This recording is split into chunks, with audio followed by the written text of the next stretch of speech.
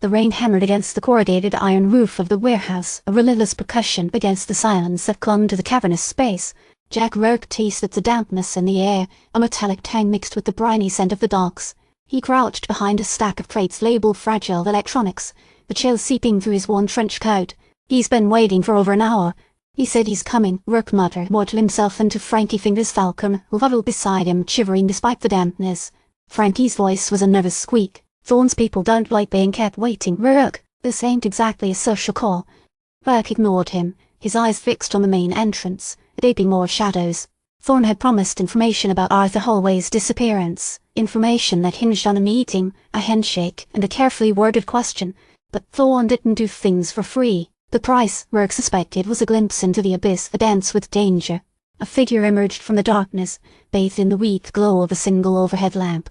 It was Benny the Bookie Bartoli, his face pale and drawn, his eyes darting nervously. He shuffled forward, his hands clasped together, a picture of abject fear. "Mr. Thorne, he sends his regards," Bartoli stammered, his voice trembling. He can't be here himself." Rourke straightened, his hand instinctively moving to the .3 nestled beneath his coat.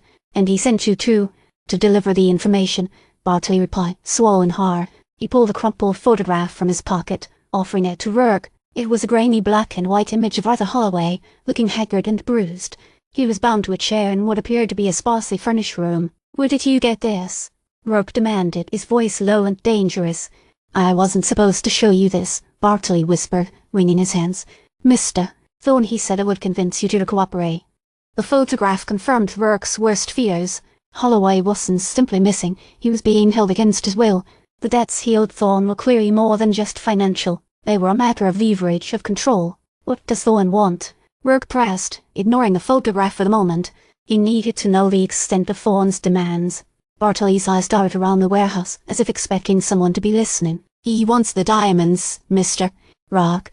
The ones Holloway stole from Sal DeMarco a few years back. He says Holloway can't hide from him forever." The diamonds. That was the missing piece. Thorne wasn't just after money. He was after something valuable, something that connected him to Holloway and DeMarco. The whole situation stank to the conspiracy far deeper than Rourke had initially suspected. Suddenly, a voice boomed from the shadows. "Rourke, always meddling where you don't belong." Silas Thorne materialized, a predatory smile playing on his lips. He was flanked by two hulking figures, their faces impassive, their hands resting on the butts of their pistols. Thorne's presence filled the warehouse, a palpable aura of power and menace. "Thorne," Rourke acknowledged, his voice calm despite the adrenaline surging through his veins.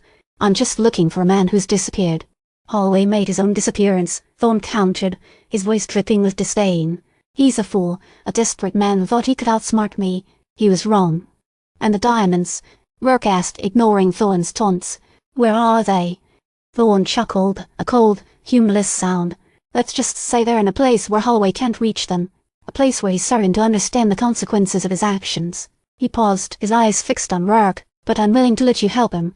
Recover the diamonds, bring them to me, and I'll consider letting Holloway go." "And if I refuse?"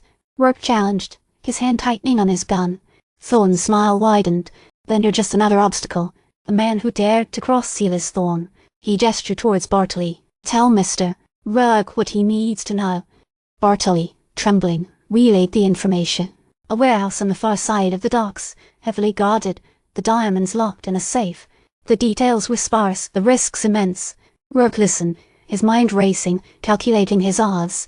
He knew he was walking into a trap, but he also knew he couldn't back down. Holloway's life, and perhaps the unraveling of a far larger conspiracy depended on it. "I'm a busy man, Rourke," Thorne said, his voice laced with impatience. "I'm giving you 24 hours. Fail me, and you're going to regret it." Rourke met Thorne's gaze, his expression unreadable. "I'm not in the habit of taking orders, Thorne." Thorne's smile vanished. "Then you're a fool, and fools, Mr. Rourke, tend to meet unfortunate ends." He turned and disappeared back into the shadows, his men following close behind. As the sound of their footsteps faded, Rourke turned to Frankie. "Find me everything you can on that warehouse. Every guard, every camera, every weakness." He paused, his eyes hardening. "And Frankie, find me Vivian Holloway." Frankie nodded, his face pale but determined. "I'm on it, Rourke." Rourke stepped out of the warehouse, the rain soaking his trench coat. He knew he was walking into a storm of deceit, betrayal, and violence. But he also knew he couldn't turn back.